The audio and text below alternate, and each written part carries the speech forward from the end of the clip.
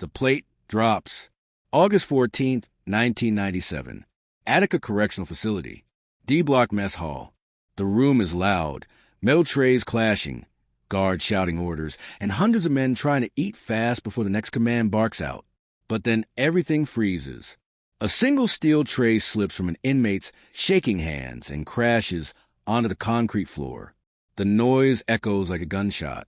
Everyone looks, not because of the tray, but because of what's on it. The food, a small scoop of watery beans, a grayish loaf, and a cold roll, looks almost ordinary. But the inmate who dropped it, a quiet guy named Raymond Little Ray Jackson, suddenly takes 2 steps back, breathing hard like he's seen something terrifying. His eyes flick toward the guards, then toward a group of older inmates sitting at the far table, then toward the exit. Within seconds, tension swallows the room. Guards grip their batons tighter. Inmates shift their chairs quietly. Everyone can feel something is wrong, but no one wants to be the first to speak. Then Ray whispers to the man beside him, "I can't eat that. They're watching me." His voice cracks. He lifts his hands, and they're trembling.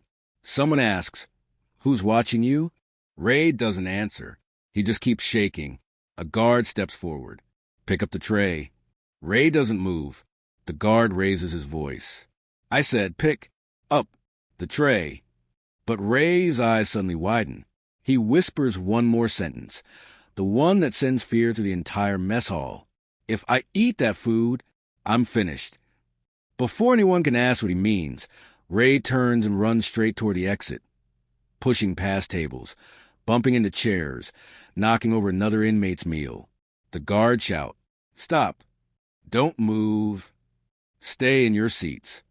But Ray keeps running straight toward the door, straight toward the unknown, and straight into the heart of a mystery that changed everything inside Attica's walls.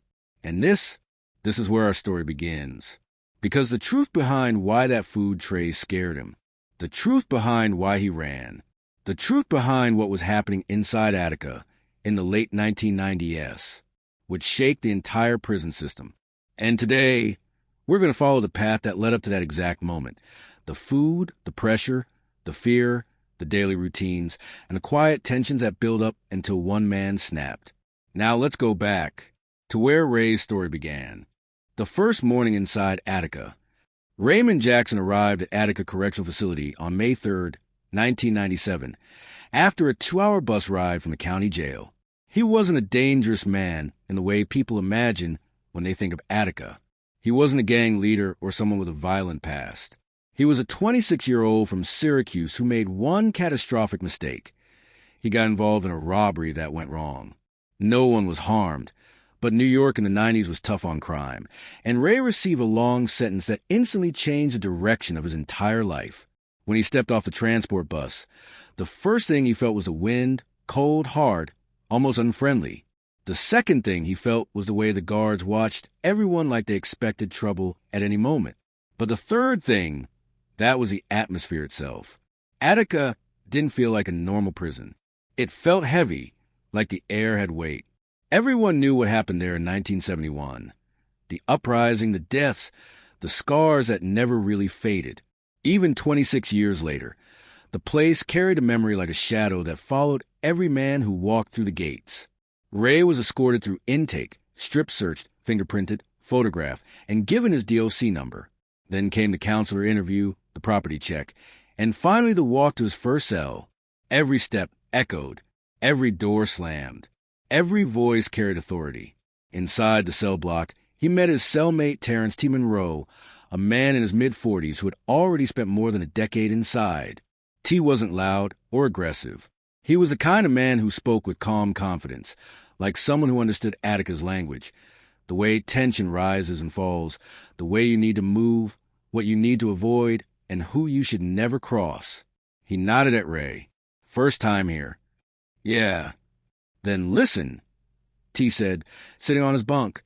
"Attica ain't about being tough. It's about being smart. You pay attention. You stay quiet. And you take care of yourself." Ray nodded, unsure how to respond. T pointed upward. "You hear that?" Ray listened. A distant clatter, A steel cart, a loud voice shouting instructions. "That's the kitchen," T explained. "You'll get used to it. Everybody does." Ray didn't know yet how much the food, or the fear around it, would become part of his story. None of the new guys ever did. Food in prison sounds simple from the outside. It's just meals, trays, portions, nutrition. But inside a place like Attica, food was more than just food. It was routine, currency, comfort, and sometimes pressure. Later that morning, Ray followed the line of inmates toward the mess hall for his first meal. His nerves were tight. Guards stood by the walls, scanning every face. Old-timers walked with the kind of confidence that came from knowing the unspoken rules. Ray followed T. "You see those tables?" T said quietly. "Don't sit unless someone nods. You need a place, a safe place." They reached the serving line. A worker in kitchen whites slapped a scoop of oatmeal on his tray, followed by a half-ripe banana and a carton of milk. Everything looked ordinary, but Ray realized something immediately. No one was smiling. No one was laughing. No one even looked relaxed. Even though this was supposed to be the calmest time of the day, T sat at a table with two others. They nodded at Ray. Approval. A small, important gesture. "Eat slow," T said. "Not so slow that people notice. Just normal." Ray took a bite of the oatmeal. It was warm, but bland. He wasn't sure what he expected. Maybe something worse. But it wasn't the taste that made him uneasy. It was the silence. Hundreds of men eating. Hundreds of guards watching. And underneath it all, a kind of pressure that he couldn't name yet. Halfway through breakfast, Ray noticed an older inmate staring at him from across the room. Not a glare, not a threat, but something else. It made Ray shift in his seat. "Don't look back," T whispered. "He's just checking out the new guy. It'll pass." But it didn't pass. Not that morning. Not that week. Every time Ray entered the mess hall, breakfast, lunch, dinner, he felt eyes on him. Some curious, some cautious, some unreadable. And slowly, food, the simplest, most basic thing, started to feel dangerous. Not because of what was on the tray, but because of the feeling that someone else was deciding what happened next. One night, as they sat in the cell, Ray asked T, "Why is everyone so tense around mealtime? Why does it feel different?" T leaned back on his bunk. "You'll understand soon enough." Ray waited. T continued softly. "Attica ain't just about doing time. It's about surviving routines. And the mess hall? That's where pressure builds. That's where fear shows up first. You watch people's eyes. That's what tells you everything." Ray didn't sleep well that night. He kept thinking of the man staring at him, of the guard standing stiffly by the walls, of T's warning. And when morning came, Ray felt the weight again. The heavy atmosphere, the silent pressure, the way the food line seemed to stretch like a long road he couldn't avoid. He didn't know it yet, but he was already walking toward the moment we saw on the hook. The tray, the fear, the whisper. If I eat that food, I'm finished. The whispers in the mess hall. Ray woke up the next morning with a tightness in his chest that he couldn't shake. It wasn't pain, it was anxiety. A slow, creeping pressure that sat on him like a heavy blanket. The more he tried to push it away, the more it settled deeper into his thoughts. He didn't understand why the mess hall bothered him so much. He'd been in jails before county time, holding cells, even some rough lockups. But something about Attica felt different. When the morning siren echoed through the tier, T sat up on his bunk like he had been awake for hours.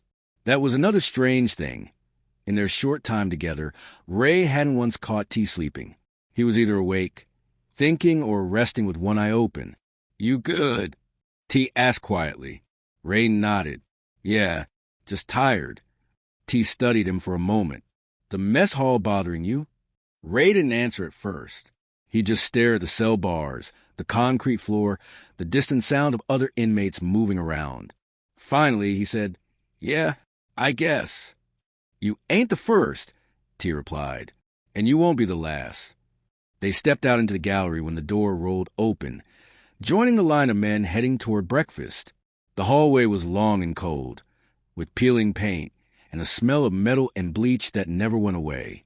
Guards stood at regular intervals, watching each movement, each gesture, everything. You see the watchers yesterday?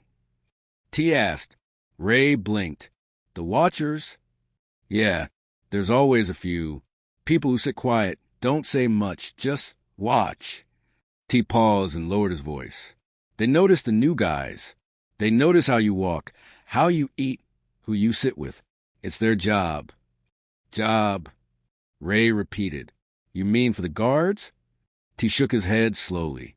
No, not for them. For the population. The words landed like weight. Ray didn't know what to say. He didn't want to say the wrong thing, either. T kept talking. Young guys like you come in here thinking Attica is only about the guards. But listen, the biggest pressure in this place ain't always coming from the officers. Ray swallowed hard. Then, who's it coming from? T looked ahead. You'll see. When they stepped into mess hall, the noise hit immediately. Metal trays sliding, boots on concrete, the rough hum of voices. But underneath that sound, Ray sensed something else again. Something quiet. Something tense. A silence hiding behind the noise. As they moved through the line, the same older man from yesterday glanced at Ray again. Not long, not dramatic, but long enough to make Ray's stomach twist. Ray looked away quickly. Breakfast that day was scrambled eggs, a scoop of grits, toast, and a small cup of juice. Normal food. Nothing wrong on the surface. But each time Ray lifted his tray, he felt eyes on him. Don't stare, T whispered. Just eat. Ray sat down, gripping his fork so tightly his fingers ached. You said people get watched during meals. Ray said quietly. Why? T took a slow bite before answering. Because food shows everything. Who's scared? Who's strong? Who's new? Who's connected? Who ain't? People don't realize it, but the mess hall is the heart of the yard. You want to know how someone's holding up? Watch how they eat. Ray looked down at his tray. He tried to eat, but his stomach was too tight, and the noise around him felt like it was pressing into his head. At the far corner of the hall, two men were whispering, not arguing, whispering, but their eyes kept shifting in Ray's direction. The same pattern. First yesterday, now today. This wasn't coincidence. T, Ray said quietly. Why are people looking at me? You're new, T answered. New means unpredictable. Unpredictable means attention. No, it feels more than that. T didn't respond at first. Then he said, something started last week. A problem. People are nervous. And when people get nervous, they start looking at each other differently. Ray's voice dropped. What kind of problem? T didn't answer. Then the mess hall suddenly shifted. Not loudly, not violently, just shifted. One guard stepped forward, placing a hand on his radio. Another moved closer to a group of inmates. Heads turned. Conversations went quiet. Something wasn't right. A kitchen worker walked past with a large container of food. His hands were shaking slightly. Ray felt a pulse of fear shoot through him. What's happening? He whispered. T didn't look at him. Someone said the food ain't safe. Ray froze. What do you mean? T finally turned to him. Rumors. Whispers. Something's off. Nobody knows what's true.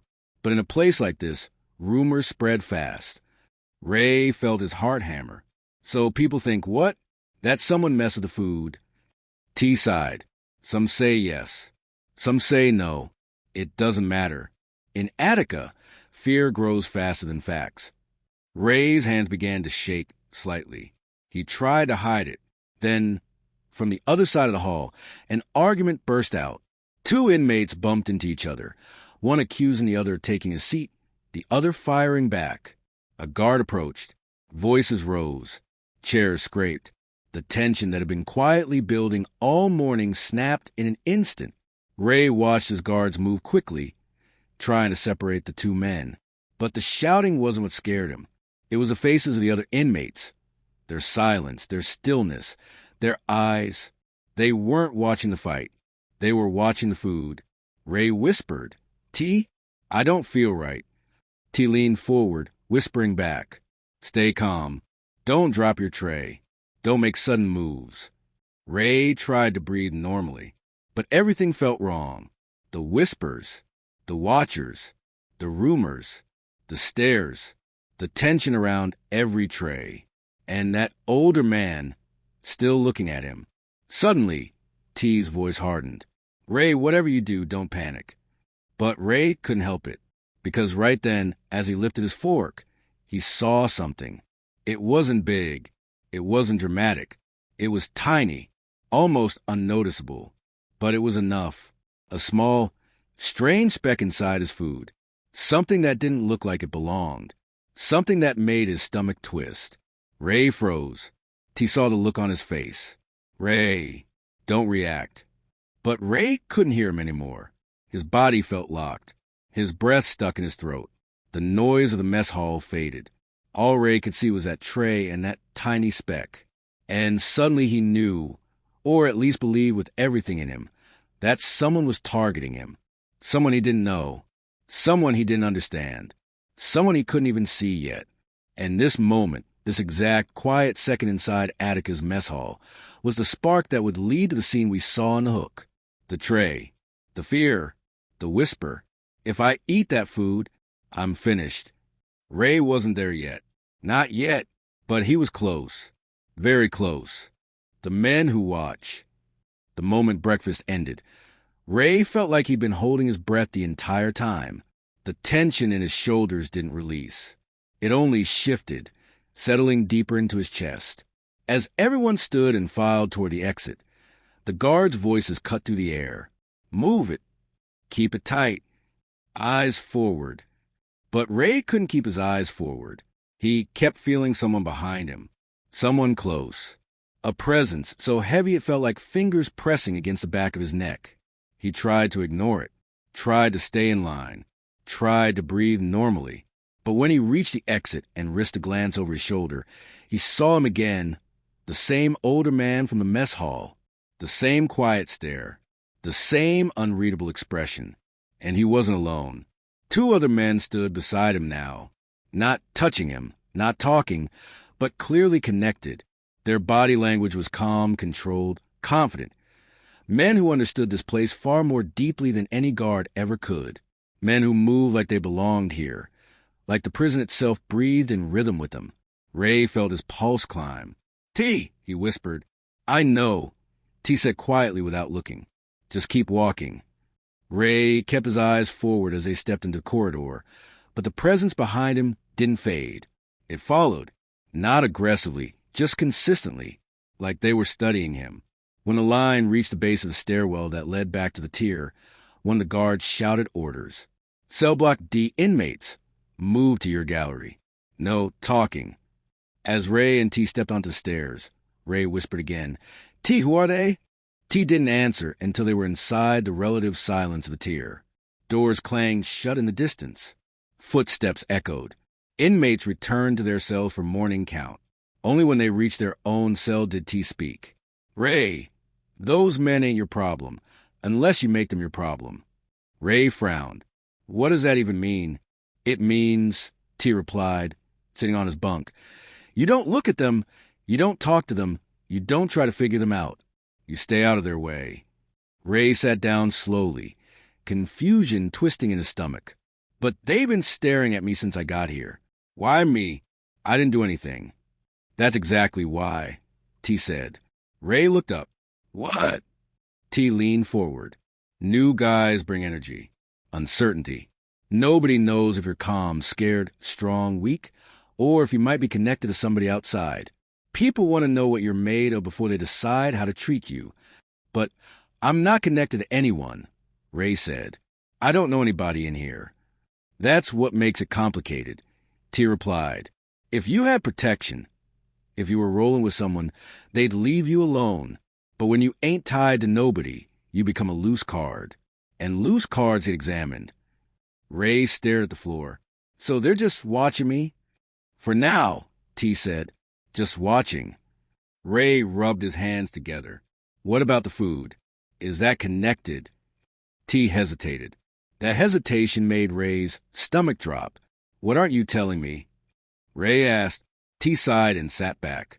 "Ray, a week before you showed up, there were rumors that someone got sick after chow. Real sick. Nothing proved, nothing official. Could have been anything. But in prison, people don't wait for facts. Fear spreads too fast.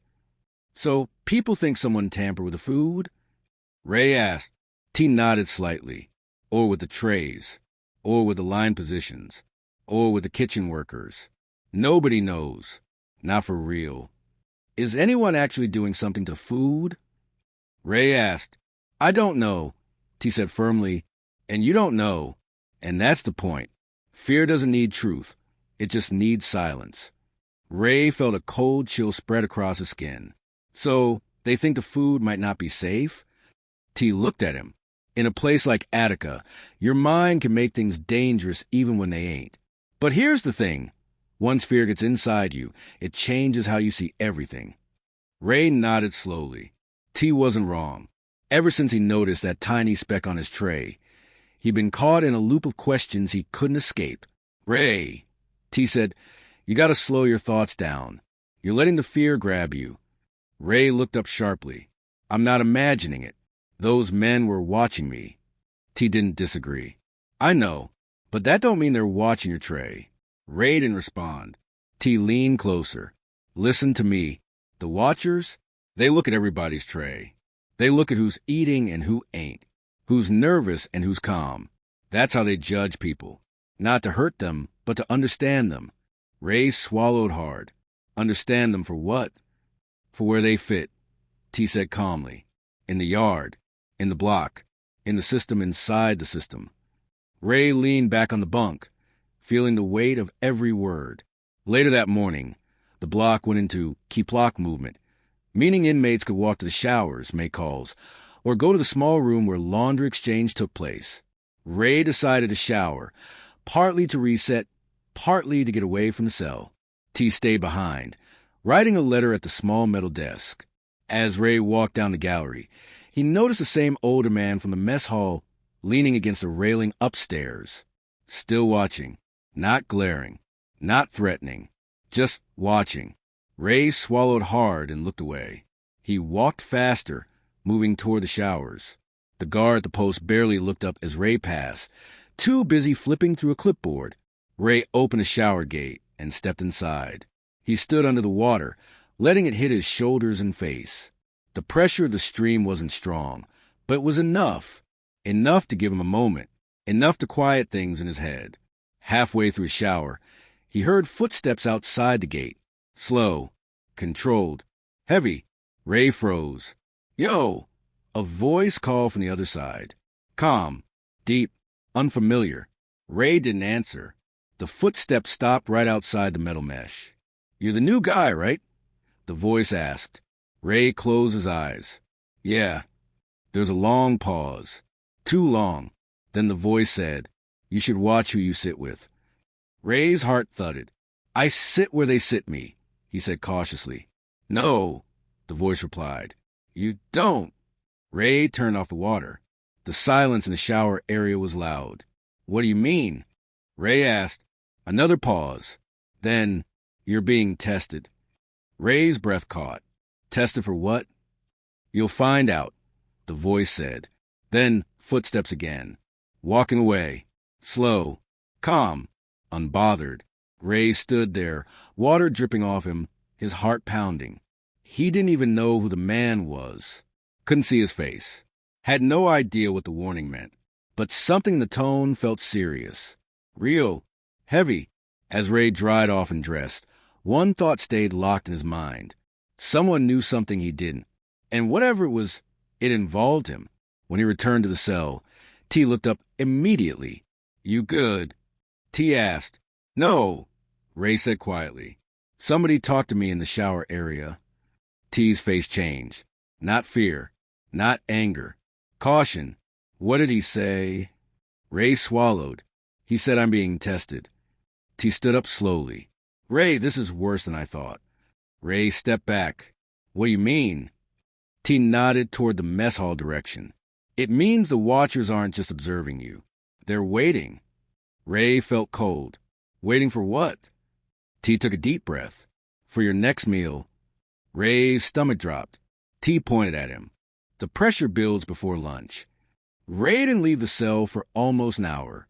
He sat on the bottom bunk, elbows resting on his knees, hands locked together so tightly his knuckles turned pale. T stayed quiet at first, giving Ray space to process everything, from the watchers to the whisper in the shower to the rumors swirling through Attica's walls. But inside Attica Correctional Facility, quiet never lasted long. At exactly 10:30 a.m., a loud, sharp buzzer echoed through the tier. It was the announcement that morning programs were ending and the block would soon prepare for midday movement, the movement that led directly to lunch in the mess hall. Ray flinched when he heard the buzzer.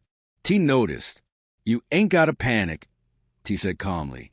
"Not yet." Ray looked up. "T, why me? Why would anyone test me? I haven't done anything." "That's exactly it," T replied, sitting back. "When you ain't tied to nobody, you become the easiest person to study. They want to see how you think, how you handle stress, what you do when pressure shows up." Ray shook his head. "But why care about me at all? I'm nobody." "You're new," T said, "and new guys bring attention whether they want it or not." Ray rubbed his hands over his face. "What do they want from me?" T paused, choosing his words carefully. "Sometimes, nothing. Sometimes, everything. Depends who's watching." Ray sighed. "That doesn't help." T continued. "Look, Attica ain't like those county jails or the small upstate facilities. Here, people been through decades of time. They see everything. They notice everything. They study everything. The watchers ain't just there to scare you. They're figuring out if you're someone they can trust or someone they can't." Ray looked confused. "Trust me with what?" "Information," T said. "Behavior, choices, attitude, loyalty. You don't got to be connected to get noticed. Sometimes just being quiet makes them wonder what you're thinking." Ray didn't know how to respond. Everything T said made sense, but it didn't make the fear go away. At 11:05 a.m., the guard began their walk along the galleries, checking bars and doors before movement. One of them, a tall officer with graying hair, stopped briefly at Ray and T's cell. "Lunch movement in 10. The officer said, 'Get ready.'" Then he walked off. Ray felt his stomach twist. Lunch. He wasn't ready. He wasn't even close to ready. Everything inside him screamed that walking into the mess hall again was a mistake. T stood and stretched his arms. "Look at me," he said. "You ain't gonna run. You ain't gonna panic. And you ain't gonna act weird. You just walk normal. You eat normal. You stay normal." Ray stared at him. "What if they try something?" "They won't," T said. "Not today. Not during movement. Not with the guards right there." "But the food," Ray started. "Ray!" T cut him off. "You haven't even seen lunch yet. Don't let your head get ahead of your eyes." But Ray's head was already racing. Thoughts running into each other. Images flashing. The watchers. The whisper. The tiny speck on his tray. The fear in his chest. The pounding in his temples. And that sentence in the shower that still echoed. "You're being tested." Ray stood slowly and wiped his palms against his pants. His hands were sweating. T watched him carefully. "You're thinking too loud. And when you think too loud, people notice. You don't want people noticing." Ray nodded slowly, trying to calm his breathing. When the gates finally buzzed open for movement, the entire tier sparked to life.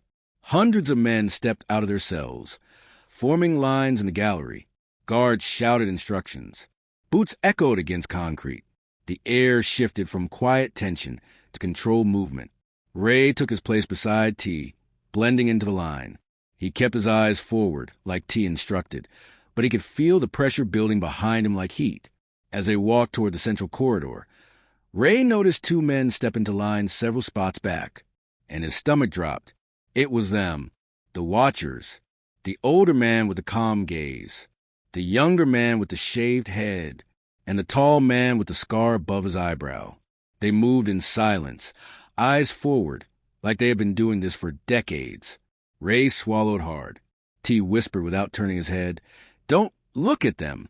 "I wasn't," Ray whispered back. "You were thinking about looking," T said. Ray didn't argue. T was right. The line moved closer toward the mess hall entrance. The massive metal doors towered ahead, the same doors Ray had walked through during breakfast.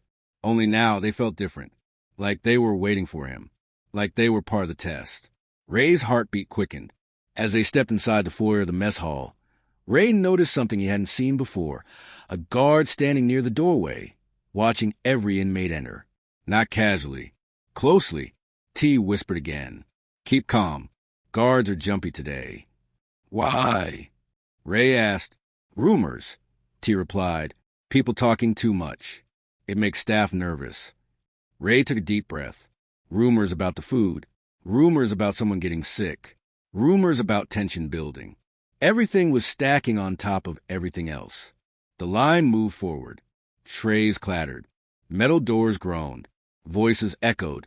Ray felt the pressure building with every step. When they reached the serving line, Ray forced himself to look at the food calmly. Today lunch was a scoop of mashed potatoes, a slice of meatloaf, boiled carrots, a biscuit, a carton of milk. Normal. Completely normal. But normal food didn't erase the fear. As Ray reached for his tray, something happened that froze him in place. The older watcher, the one who had stared at Ray for 2 days, stepped into the line directly across from him on the opposite side. Their eyes met for a split second. Then the man did something Ray did not expect. He nodded, not a threatening nod, not an aggressive nod, a small, quiet, deliberate nod. Ray's chest tightened. His breath caught. His fingers almost slipped from holding the tray. T whispered urgently, Ray, don't react. Don't react. Don't. But Ray was already reacting. His hands began to tremble. The tray tilted slightly. His grip weakened. He couldn't breathe. He felt his pulse in his neck, in his ears, in his fingertips. T hissed under his breath, Ray, control yourself. Ray looked down at the food again. His vision blurred for a second. The room spun. He didn't know why the watcher nodded. Was it approval? A warning? A signal? He didn't know. He didn't understand anything anymore. All he knew was this. The watchers weren't just looking at him. They were waiting for something from him. Waiting to see what he'd do next. Waiting for the test. And the pressure, the fear, the whispers, the rumors, the nod, the stares, the food, the trembling in his hands. It all collided inside him at once. Ray's fingers slipped. The tray tilted. And for a split second, just one breath, just one heartbeat, he felt himself losing control. He felt the moment collapsing toward the event from the hook, the tray falling, the entire room freezing. Ray whispering, If I eat that food, I'm finished. He wasn't there yet, but he was close. One heartbeat away, one decision away. The moment everything snaps. The lunchroom felt tighter than it had all day. The air sat heavy, like even the oxygen was waiting to see what Ray would do. Hundreds of eyes weren't looking at him directly, but they were sensing something. They felt it, the way pressure slips into a room and hangs there like a waiting storm. Ray stood frozen in the serving line, his tray trembling in his hands. T saw it happening before Ray himself did.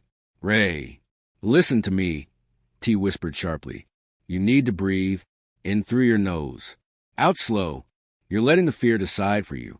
But Ray couldn't hear T anymore. All he could hear was his own heartbeat pounding loud and fast, like someone banging on the inside of his chest. His hands grew slick with sweat. The tray kept tilting, wobbling, threatening to slip from his grip. Across from him, the watcher, the older man, kept staring, not blinking, not moving, just studying, measuring. Like every twitch in Ray's face was information being collected. The younger watcher stepped forward beside him, eyes tracking the tray. He didn't say a word, but Ray felt the message like a whisper press against his ear.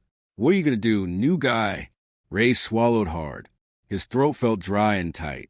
He glanced at the scoop of mashed potatoes, the slice of meatloaf, the boiled carrots. It looked harmless. Just food. Just another inside meal that everyone in the room had eaten 1,000 times. But Ray couldn't shake the image that had burned into his mind, that tiny speck from yesterday's tray, the one that didn't belong, the one that made his heart jump into panic. The reason his chest had filled with fear ever since. His mind kept circling back to the whisper in the shower. You're being tested. Tested how? Tested for what? And why him? T leaned in closer, voice low and controlled. Ray, think. If you drop that tray now, everybody sees it. Everybody reacts to it. You don't want attention. Attention is dangerous. Stay calm. But Ray felt something snap inside him. He wasn't calm. He wasn't steady. He wasn't ready for this. It wasn't just the watchers anymore. It wasn't the rumors. It wasn't the whispers. It was a fear that had been building quietly ever since he stepped foot in Attica. The tension in the mess hall, the eyes following him, the pressure being new, the stories of what happened in the past, the unspoken rules, the weight of the unknown. Everything collided in one heartbeat. His hands gave out. The tray fell. It hit the floor with a loud, sharp crash that cut the entire room's noise in half. Every voice went silent. Every head turned. Even the guards froze mid-step. T whispered urgently, "Ray, don't say anything, don't." But Ray had already taken one step back. His chest rose and fell faster than he could control. His hands trembled violently. His eyes darted around the room like he was looking for someone, anyone he could trust. The watchers stared at him with unreadable faces.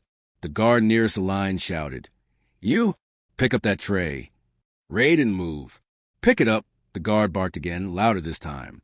But Ray's voice cracked as he whispered, loud enough to be heard by every inmate at the nearest tables.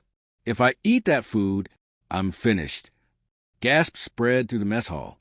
The watchers exchanged quick, subtle glances, not surprised, but interested.